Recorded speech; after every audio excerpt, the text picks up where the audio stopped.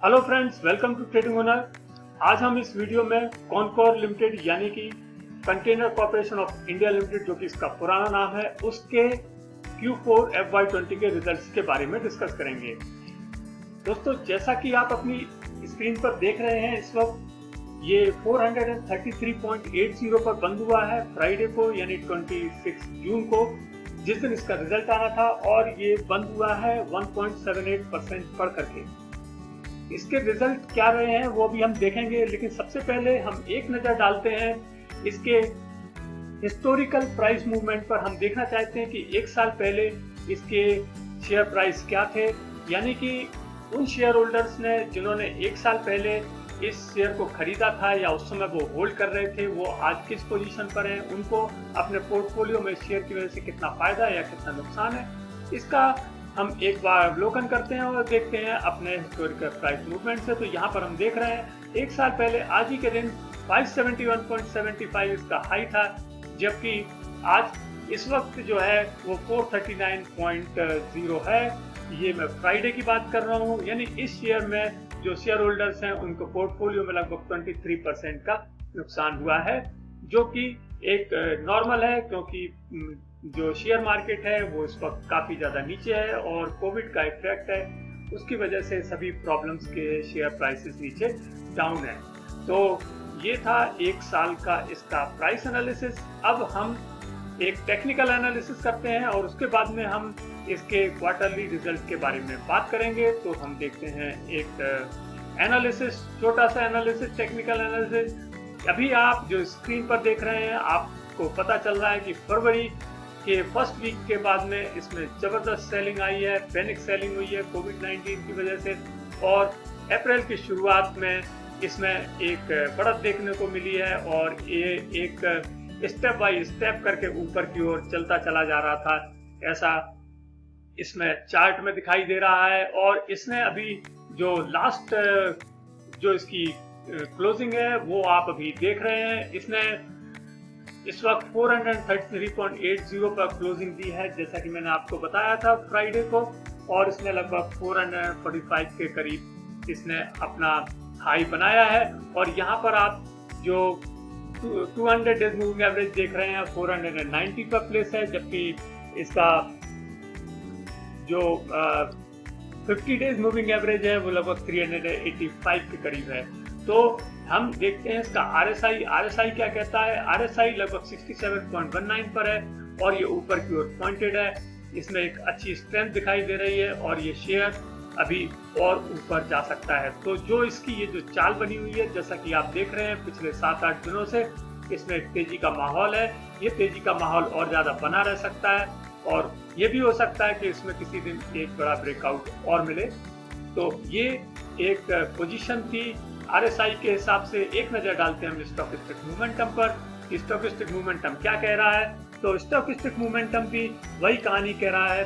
तो जैसा आप देख रहे हैं कि यहाँ पर हम देखें 80.93 पर ये प्लेस है स्टॉकिस्टिक मोमेंटम, और ये 80 लाइन के ऊपर है।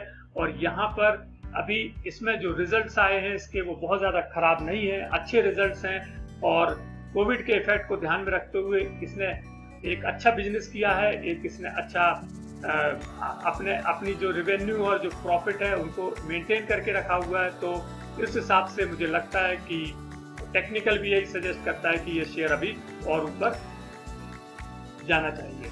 तो ये था एक छोटा सा टेक्निकल एनालिसिस। अब देखते हैं हम इसका क्वार्टरली रिजल्ट का एनालिसिस, जो कि हम अपने 3 पैरामीटर्स में लेंगे, जो कि है रेवेन्यू।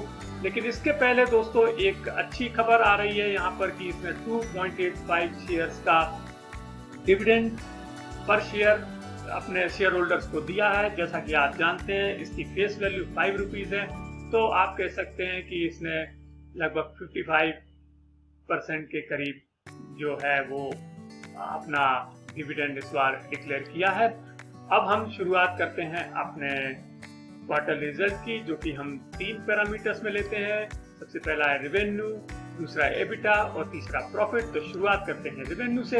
रेवेन्यू Q4 FY19 में 1977.68 करोड़ थी, जो कि घट करके Q4 FY20 में 1659.28 करोड़ हो गई है, यानी कि लगभग 16% की गिरावट आई है इसके रेवेन्यू में।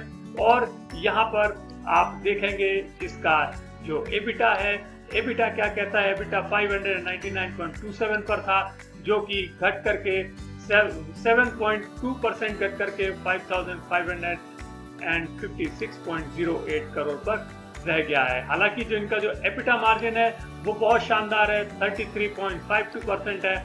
इसलिए मैं आपसे कह रहा हूँ कि इसके रिजल्ट्स बहुत ज़्यादा खराब नहीं है और एबिटा में 7.2% की कमी कोई बहुत ज़्यादा कमी की बात नहीं है, खासकर कि जब कोविड की प्रॉब्लम चल रही है। इसी तरह से हम देख लेते हैं इसका प्रॉफिट, तो प्रॉफिट 346 करोड़ से घट करके 313 करोड़ रह गया है, यानी उसमें भी लगभग 9.4% की कमी है। ये भी बहुत ज़्यादा कमी नहीं है। और जो पैट का मार्जिन है वो 18.89 है, जो कि बहुत ही शानदार मार्जिन है इनका। और कंपनी ने जो नया टैक्स सिस्टम है अंडर सेक्शन 115BAA उसको इन्होंने अडॉप्ट करने का मन बना लिया है और इसके लिए उन्होंने जितने भी डिफर्ड टैक्स एसेट्स लायबिलिटीज थे उनका उन्होंने रिम्बर्स कर दिया है और अब ये नए टैक्स सेक्शन 115BAA के अंदर अपनी रिटर्न फाइल करेंगे। और जैसा कि मैंने आपको बताया था कि कंपनी के बोर्ड ने फाइनल डिविडेंड 2.85 पर शेयर देने का डिसीजन लिया है। अब हम देखते हैं एक समरी और देखते हैं कि क्या ये रिजल्ट्स मार्केट को पसंद आए हैं या नहीं, या मार्केट एक्सपेक्टेशन के अनुरूप है या नहीं। तो यहाँ पर हम देखते हैं कि रेवेन्यू जो कि 16% कम हुई है, मार्केट एक्सपेक्टेशन के अनुरूप नहीं है। इसी तरह से एबिटा ये 7.2% है, ये भी मार्केट एक्सपेक्टेशन के अनुरूप नहीं है। और प्रॉफिट भी मार्केट एक्सपेक्टेशन के अनुरूप नहीं है। लेकिन यदि हम इन सभी चीज़ों को कंसीडर करें कि कोविड की प्रॉब्लम और लॉकडाउन और बहुत सारी सिचुएशन रही हैं इस क्वार्टर में, तो मैं समझता हूं कि ये जो प्रॉफिट डाउन है ये एक इनलाइन, आप कह सकते हैं कि ये इनलाइन रिजल्ट रहा है। इसलिए अभी इसमें शेयर प्राइसेस में मैं मानता हूं कि ये जो शेयर्स इस वक्त हैं इसके वो बॉटम आउट हो गए हैं। अब एक नज़र डाल लेते हैं हम इसके ट्रेडिंग पैटर्न पर। पिछले एक हफ्ते में इसमें अच्छी बढ़ोतरी हुई है इसकी ट्रेडिंग में और लगभग 22 से 23 लाख तक के शेयर्स ट्रेड होने लगे हैं। और फ्राइडे को जिस दिन इसका रिजल्ट आना था इस दिन उसने हाई बनाया 439 का और बंद हुआ है 433.80 पर। और जैसा कि आप देख रहे हैं थर्सडे को एक दिन पहले रिजल्ट के इसने 23,07,000 की ट्रेडिंग की है। अब एक नज़र डालते हैं इसके शेयर होल्डिंग पैटर्न पर। तो जैसा आपको मालूम है ये एक गवर्नमेंट ओन कंपनी है, 54.8% शेयर्स हैं। FII के पास लगभग 27% शेयर्स हैं और म्यूचुअल फंड और इंश्योरेंस कंपनी इसमें काफ़ी इंटरेस्ट लेते हैं जिनके पास लगभग 16% शेयर्स हैं और केवल 2.4% शेयर्स ही मार्केट में फ्री फ्लोट है। तो ये था इसका शेयर होल्डिंग पैटर्न।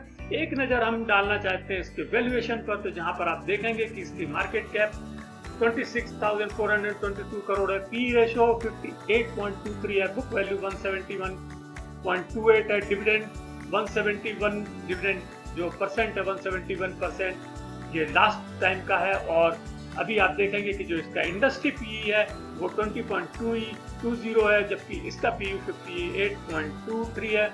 उसकी वजह है क्योंकि ये कंपनी ज़्यादा पॉपुलर है और FII और DII हमेशा इसमें इंटरेस्ट लेते हैं। EPS की बात करें तो EPS 7.45 है और इसका जो प्रोविजन कवरेज रेशियो है वो 29.16 है। इसके अलावा प्राइस टू बुक 2.53 है, डिविडेंड यील्ड 1.97 है, फेस वैल्यू 5 रुपीज है जैसा मैंने आपको पहले बताया था। और इसकी जो शेयर्स की ट्रेडिंग है उसमें डिलीवरेबल क्वांटिटी लगभग 43.5% है। तो दोस्तों आपको ये वीडियो कैसा लगा? यदि आपको वीडियो अच्छा लगा हो तो इसे लाइक कीजिएगा और शेयर कीजिए, और यदि आपने अब तक हमारे चैनल को सब्सक्राइब नहीं किया है तो प्लीज हमारे चैनल को सब्सक्राइब कीजिएगा। Thank you.